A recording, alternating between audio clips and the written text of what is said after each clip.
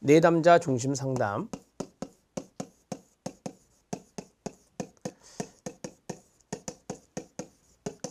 이 내담자 중심 상담을 인간 중심 상담 이라고도 합니다. 자, 대표적인 학자는 칼 로저스가 되겠습니다. 내담자 중심 상담에 좀 포인트를 잡아드리면 가장 중요한 포인트는 이겁니다. 칼 로저스가 인본주의자거든요. 인본주의 이론의 학자니까 내담자 중심 상담에서 이 내담자는 선천적으로 자아 실현 경향성이 있다.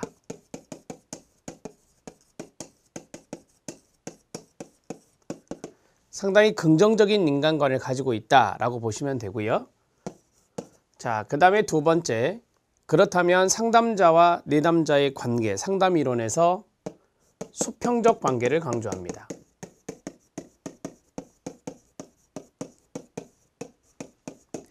자, 위계적이라든지 수직적이라는 말이 나오면 안 되겠죠.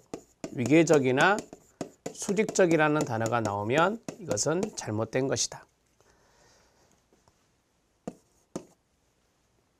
내담자 중심 상담은 실존주의 우리 상담에서 배운 것이 있습니다. 실존주의 상담에서도 이야기가 좀 되었던 것 중에 하나가 있는데요. 결정론적 관점, 이런 것들을 거부합니다. 어떤 것에 의해서 결정된다라고 하는 결정론적 관점, 정신분석이라든지 행동치료가 있었죠. 정신분석이나 행동치료와 같은 이러한 것들을 거부한다, 이렇게 정리하시면 되죠. 자, 그리고 가장 중요한 포인트가 바로 이 대목일 것입니다. 내담자 중심 상담에서 상담자와 내담자의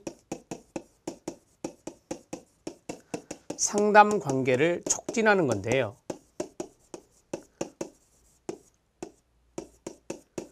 상담 관계를 촉진하는 건데, 이런 것들이 잘 이루어지면 내담자의 변화는 나타난다 라고 하는 거죠.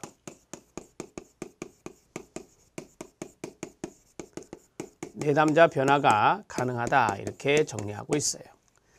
자, 그렇다면 상담자와 내담자의 관계에서 이걸 도식화를 하면, 자, 이쪽이 상담자, 이쪽이 내담자다. 이것을 우리는 상담 관계라고 한다. 이럴 때 상담자에게 있어야 할 태도가 세 가지가 있다. 그 세 가지가 상당히 중요하다 이거죠. 첫 번째, 무조건적,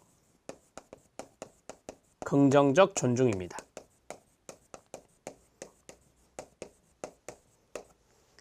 두 번째는 공감적 이해입니다. 세 번째는 진솔성입니다. 이 진솔성의 동의어는 많습니다. 진실성이라고도 하고요. 일치성이라고도 하고요. 개방성이라고도 하고요. 솔직성이라고도 합니다. 상담자의 자기 노출을 말합니다. 이렇게 해서 간단하게 정리해 드렸습니다. 칼 로저스는 현상학 이론의 학자입니다.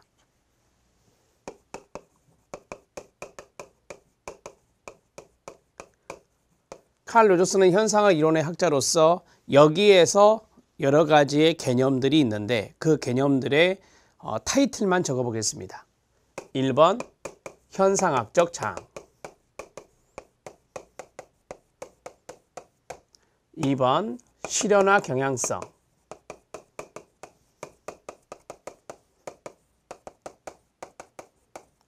3번 충분히 기능하는 사람,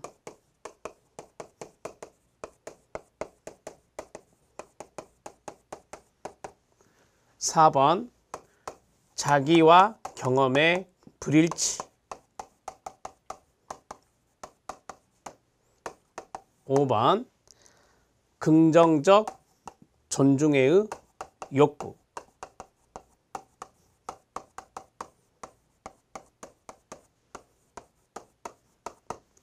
우리 공무원 시험에 나왔던 것이 가치 조건합니다.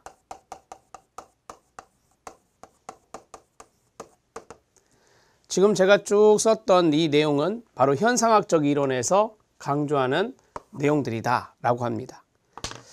자, 현상학 이론은 인간의 주관적 경험을 중시합니다. 인간의 주관적 경험을 중시하고 실존주의에서 말씀드렸던 here and now, 지금 여기를 강조합니다. 자, 이 정도의 노트를 하고 교재를 쭉 이해해 나가도록 하겠습니다. 자, 개요를 보시면 미국의 심리학자인 칼 로저스에 의해서 1940년대에 체계화된 것입니다. 당시 개인 치료의 중심 기류였던 지시적이고, 잠깐 여기서 한 가지 더 말씀을 드릴게요. 이 내담자 중심 상담은 비지시적 상담입니다. 내담자 중심 상담은 비지시적 상담이에요. 당시 개인 치료의 중심 기류가 바로 지시적이고 정신분석학적인 것이었어요. 따라서 거기에 대한 반동으로 생겨난 것이다. 반동의 동그라미. 비지시적의 현관펜 밑줄. 비지시적인 이 상담 모델은 기존의 정신분석학적이고 지시적인 접근법에서 상담자와 내담자 간의 위계적 관계를 그 다음에 밑줄 수평적 관계로 전환시켰습니다. 인간 본성에 대한 인본주의 말씀드렸죠. 인본주의, 로저스가 인본주의 학자이기 때문에 인본주의적인 낙관적 관점을 수용하여 상담자가 감정이입적, 말씀드렸죠. 공감적 이해, 무조건적 긍정적 관심을 가지고 내담자를 수용하고 진정한 관심을 보이면 긍정적 변화가 일어난다고 본다. 제가 여기 도식화한 내용이 그겁니다. 리을입니다. 내담자 중심 상담에서는 상담의 기법보다 기법을 중요하게 생각하지 않거든요. 상담자와 내담자 사이의 관계의 본질이 치료에서 가장 핵심적인 부분이라고 이야기한다. 자, 관계의 부분이 중요하다라고 제가 누누이 말씀을 드렸죠. 이 대목이 상당히 중요하다 이렇게 정리해 드렸습니다. 자, 이 내담자 중심 상담은 비지시적인 상담이면서 기법을 중시하지 않는다. 기법 중시하지 않는다고 이렇게 정리하시면 되죠. 기법 중시 X 이렇게 쓰십시오. 자, 계속합니다. 미음입니다. 모든 인간이 자아실현의 욕구를 지녔다고 가정하며 자아실현 욕구는 자신을 유지하거나 향상시키는 방향으로 자신의 모든 능력, 이걸 잠재력이라 하죠. 모든 능력을 개발하려는 인간의 타고난 성향이다 라고 했어요. 그래서 제가 저기에서 선천적으로 자아실현 경향성이 있다 이렇게 말씀드린 거죠. 자기 개념과 개인의 경험 간의 불일치는 이라고 했어요. 여기 있네요. 자기 개념과 경험의 불일치가 있습니다. 상당히 사람을 힘들게 하겠죠. 심리적인 갈등이 나타날 수 있을 겁니다. 자기 개념과 개인의 경험 간의 불일치라는 것이 자아실을 향한 유기체적인 힘과 그것들을 의식이나 활동으로 바꿀 수 있는 인간의 능력 사이에서 성장하는 것이라고 보고 개인에게 어떤 다른 조건이 주어지면 이를 극복해 나갈 수 있다고 봅니다. 상당히 이제 긍정적인 그리고 목표 지향적인 인간관을 가지고 있죠. 인간에 대한 긍정적인 시각을 가지고 내담자의 능력에 대한 신뢰를 기반으로 하고 있습니다. 내담자에게 해석을 내리는 것은 정신분석이잖아요. 권위주의적인 접근이죠. 해석을 내리는 권위주의적 관계 구조에 반대합니다. 끊어요. 내담자와 상담자의 인간적인 관계를 중시한다라고 했어요. 지금 여기 있는 무조건적 긍정적 존중이나 공감적 이해나 진솔성 이런 것들을 우리가 인간적인 관계다 이렇게 말할 수 있습니다. 이 상담은 내담자의 자기 성장을 향한 잠재력이 발현될 수 있는 분위기를 조성하는 데 목적을 두고 있고요. 개입 방향에 대한 1차적인 책임이 내담자에게 있도록 내담자 문제에 대해 과거가 중요하지 않습니다. 제가 말씀드렸죠. Here and now, 지금 여기가 중요하다라고 했어요. 자, 과거는 중시하지 않습니다. 이런 식으로 간단하게 노트하시면 됩니다. 자, 밑에 각주가 있는데요. 이 각주는 로저스에 있는 각주였습니다. 간단하게 한번 보죠.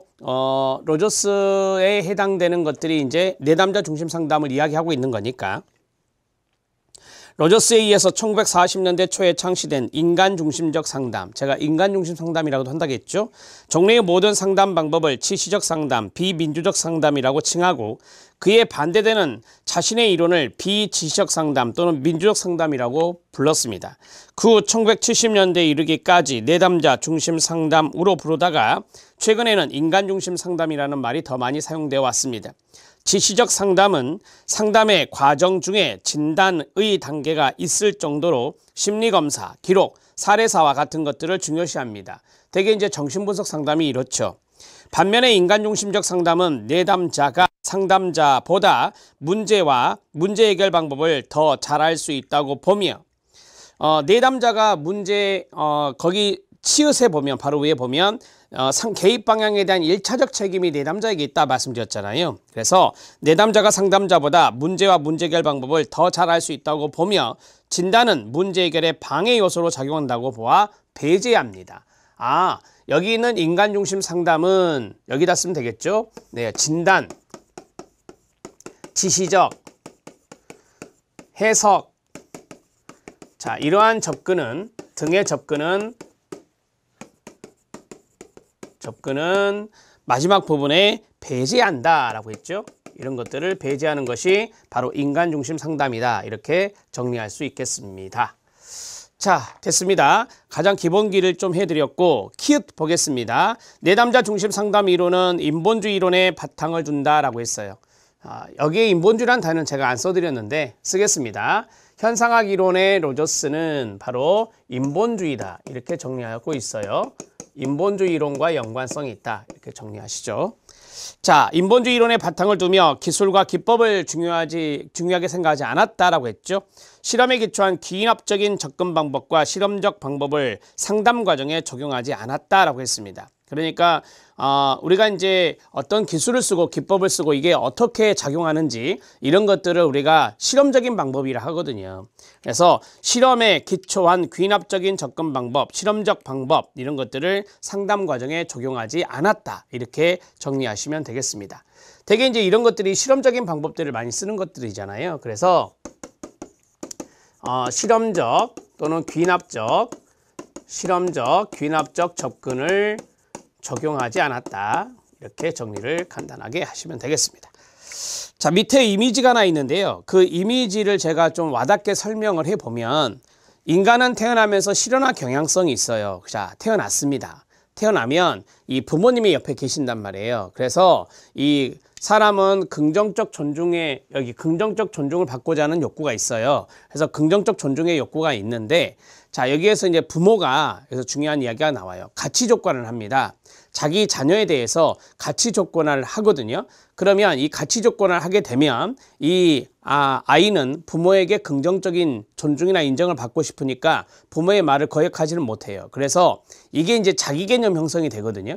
그럼 아이가 이제 부모의 가치 조건을 받아서 자기 개념이 형성되면 이 자기 개념이 형성된 상태에서 많은 주관적인 경험을 하게 돼 있어요.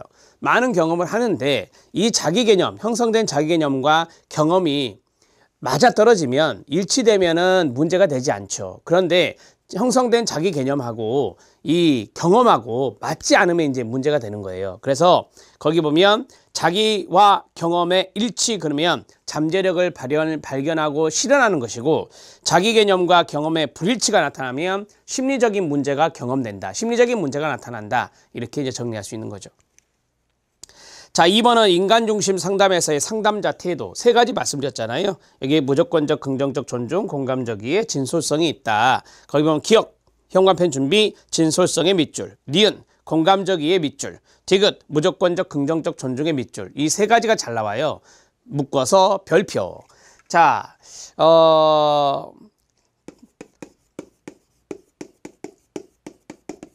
직업상담사 자격시험 문제지만 적극적 경청이란 것은 없습니다. 적극적 경청이란 것은 없죠. X 하나 써놓으시면 돼요. 자, 진솔성입니다. 상담자가 자신의 내적 경험을 읽고 그 내적 경험에 솔직하게 따르는 겁니다. 상담자가 자신의 진실된 반응을 신뢰하고 그러한 감정 또는 반응을 전달하는 능력을 말합니다. 진실성은 관계 속에서 허위나 방어적인 태도가 없는 참된 존재가 되도록 해주는 것입니다. 자, 대개 이제 내담자가 오시면 방어적인 태도를 많이 취하시거든요. 그러면 이제 상담자가 자신의 어떤 내적 경험 이런 것들이 있을 거 아닙니까? 그런 것들을 충분히 읽으면서 이 내적 경험에 진실되게, 내적 경험에 솔직하게 내담자에게 내보여주는 거예요. 셀프 디스클로저, 자기 노출을 말하는 거예요. 그러면 이제 내담자의 방어적인 태도가 줄어든다라고 하는 것이죠. 니은입니다. 공감적 이해는 감정이입과도 연관성이 있는데요. 내담자의 입장에서 내담자가 생각하고 느끼는 것을 이해하고 끊어요. 이러한 이해를 전달하는 상담자의 능력이며 끊어요.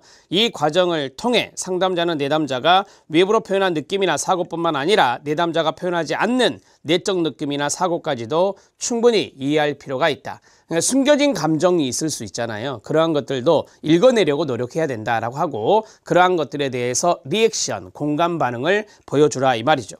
디귿은 무조건적 긍정적 존중입니다. 이것을 5글자로 수용적 존중이라 하거든요. 그러니까 내담자에게 문제가 있든 없든 간에 조건을 달지 말고 수용이죠, 이게. 그것을 있는 그대로 받아들이고 인간으로서의 존엄 이런 것들을 표출해 주라 이거예요. 자, 상담자는 내담자가 표현하는 감정이나 사고 유형에 관계없이 어떠한 경우에서도 끊어요.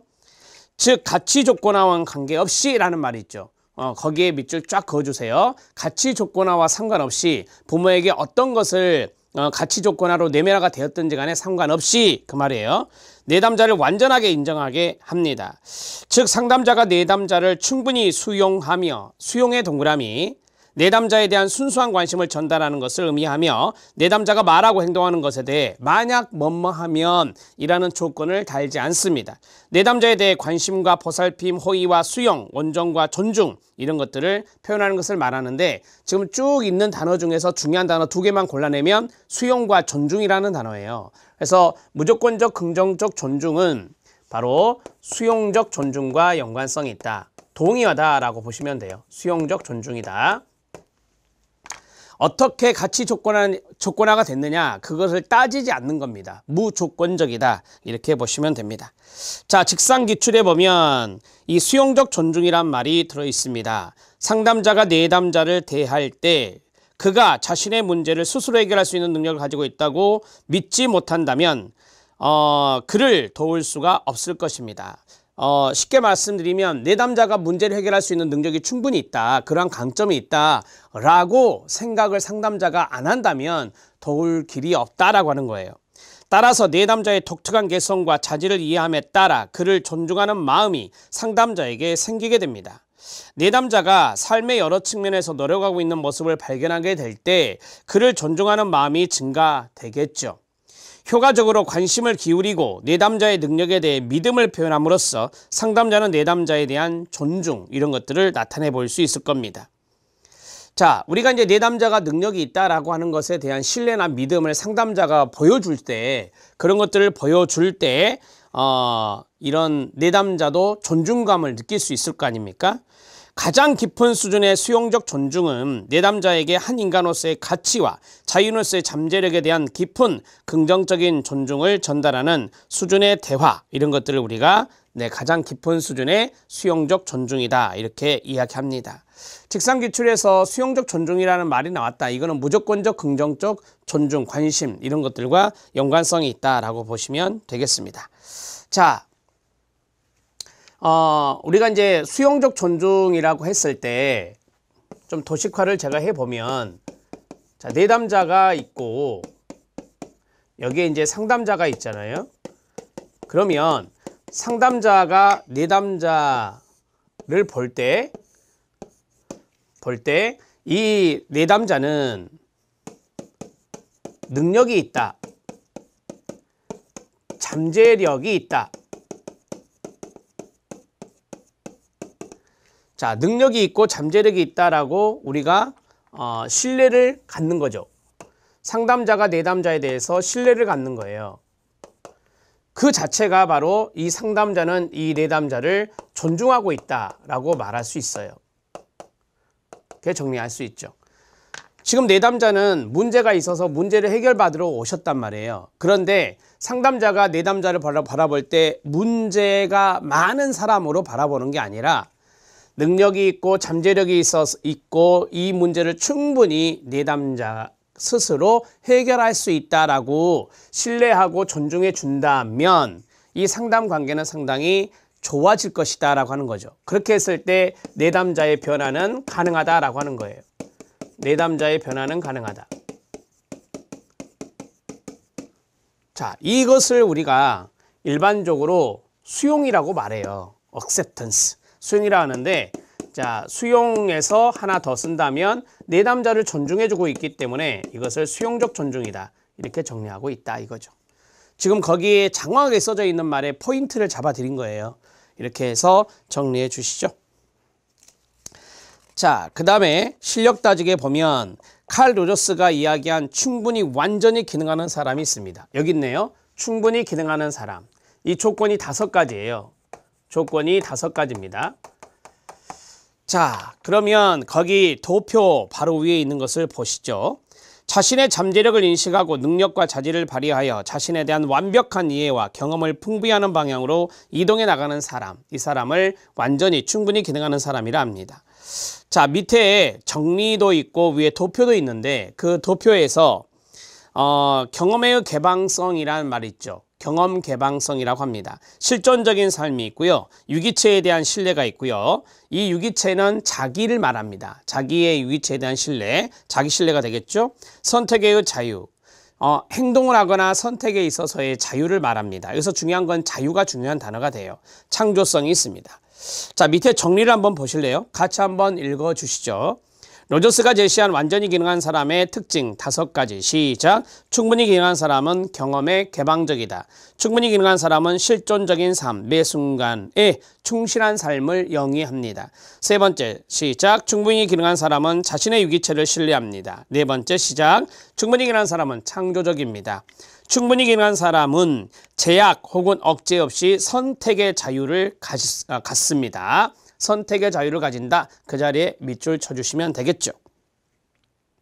자, 이렇게 해서 5가지로 정리해 볼 때 포인트가 되는 단어들을 눈치채셨죠.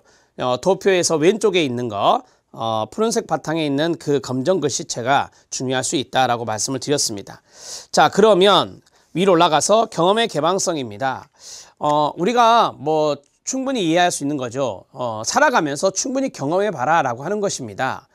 자기 개념이 형성돼 있다 하더라도 그 자기 개념이 부모에 의한 것이어서 자기의 잠재력이 아닐 수도 있잖아요. 그래서 충분히 경험할 필요가 있다라고 하는 겁니다. 가치 조건에 아무런 제재를 받지 않는 상태로 끊어요. 가치 조건화가 부모로부터 이루어진 거다라고 말씀을 드렸잖아요. 자, 가치 조건에 아무런 제재를 받지 않는 상태로 자신의 감정과 태도를 자유로이 경험할 수 있다라고 하는 겁니다. 자, 그럼 반대는 뭐냐? 경험하지 않는 거죠. 방어적인 삶이라 합니다. 자, 그 다음에 실존적인 삶입니다. 제가 앞에서 말씀드렸죠. 매사 충실한 삶을 영위해 나가는 겁니다. 자, 경직성 경험에 대한 의도적 구조가 없는 삶을 말합니다. 이걸 쉽게 말하면 매사 충실하게 살아간다라고 하는 거예요. 그러면 여기에 대한 반대는 뭐냐면 실존적인 삶은 되게 이제 그 매 순간순간이니까 현재, 지금 여기를 강조하거든요. 그러면 이제 반대는 과거가 되겠죠. 자, 전에, 다른 말로 과거에 부모로부터 습득한 방식대로 사는 것이 반대가 됩니다. 유기체에 대한 신뢰입니다. 가장 만족스러운 행동에 도달하는 믿을 만한 수단이 자신의 유기체임을 믿는 상태입니다. 4글자로 자기 신뢰라고 하죠. 그러면 반대는 자기 불신이에요. 유기체의 불신이라 말할 수 있습니다. 선택의 자유입니다. 삶에 대한 개인적인 지배를 즐깁니다. 자유를 본인이 갖고 하는 거니까 개인적 지배를 즐기며 그것은 일시적인 생각이나 환경, 과거 사건들에 의해 결정되는 것이 아니라 자기 자신이 하는 거예요. 어떠한 것을 선택하는 거, 어떠한 행동을 하는 거, 이런 것들에 어떤 제약, 억제 없이 자유롭게 하는 겁니다. 그러면 반대는 뭘까요? 자유롭게 선택할 수 없는 겁니다. 자유롭게 선택할 수 없다는 것은 다른 사람에 의해서 좌지우지 될 수 있다라고 하는 거죠. 이게 조작이라고 하거든요. 다른 사람들에 의한 조작. 그래서 조작되는 느낌 이런 것들이 반대가 됩니다.